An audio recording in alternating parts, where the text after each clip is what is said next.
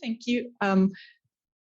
I hope you can see the screen all right. I will just take 5 minutes to try and familiarize you to the understanding that we use in Contracts 2.0 of the concept of collective action, because you may have heard in the first part already that collective contracts, collective agreements, cooperation was perhaps mentioned as well. These terms are used interchangeably, often in different ways.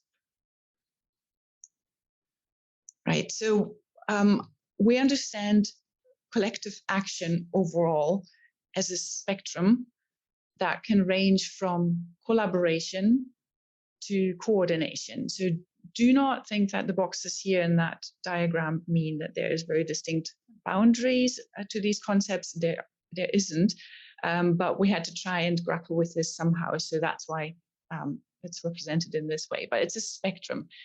On the one hand, you have collaboration or cooperation, which we haven't bothered distinguishing in a lot of nitty-gritty detail, but collaboration, cooperation in an agri-environmental context, we understand as individuals, so farmers, land managers, working together towards a common goal.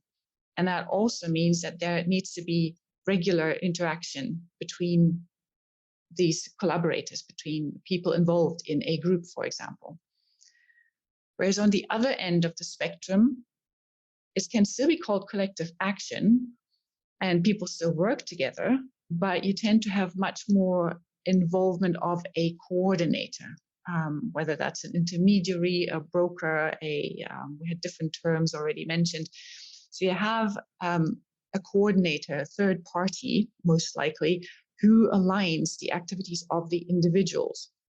And there's much less need to interact directly between farmers and land managers. It might be necessary to get together to initially agree a goal, but then from then on, it's a coordinator who can align activities and make sure that collective action happens, but without the perhaps additional transaction costs of attending meetings, lots of discussions, etc. That's not to say that collaboration wouldn't benefit from a coordinator or third party. To coordinate something is obviously an activity that needs to happen, whatever group we are looking at. But possibly in a collaborative group, that coordination role can be undertaken by a group member themselves, rather than a third party. The collective action, how we understand, is not only a spectrum along which different initiatives, case studies, or groups can sit, but it can also be understood as a process. So it can change. That the nature of the collective action may change over time, but it may also change depending on what you look at, what unit you look at. Is it the subgroup of a larger collective, or is it the whole collective of 1,000 farmers, for example? And if we're looking at the changes over time, it could be that, the initial goal needs to be agreed with interaction between the members, but then can be coordinated. But it could also be that there's a start where a group is being facilitated by a third party coordinator, and then over time, members become much more confident and take on that role themselves. So starting to interact much more closely and collaborate face-to-face with each other.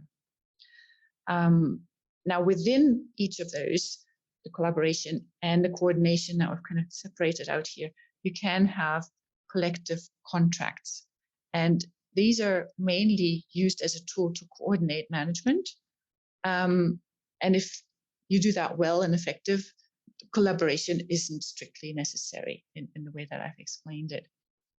And collective management needs collaboration in the way that we understand it, but it can happen with a contract or without a contract. It could also be just a handshake agreement. It could also be just how farmers, neighboring, may have agreed to say, well, okay, if you cut your meadow at that point in time, I'll cut it later so that we provide enough coverage for the birds, for example. And I've placed the examples that we've will discuss in the following hour or so loosely into the spectrum. So the facilitation fund we see as more of a coordinated way of collective action. Similarly, the Dutch collectives, if you're looking at how the contracts are set out, and then the farmers do, undertake the management based on targets, etc., by the provincial governments, and the Flemish farmer groups, Flemish agro-environmental farmer groups, they may sit slightly more over to the side of the collective management. But I leave you to make up your own mind when you hear the three presentations. So with that, I shall finish.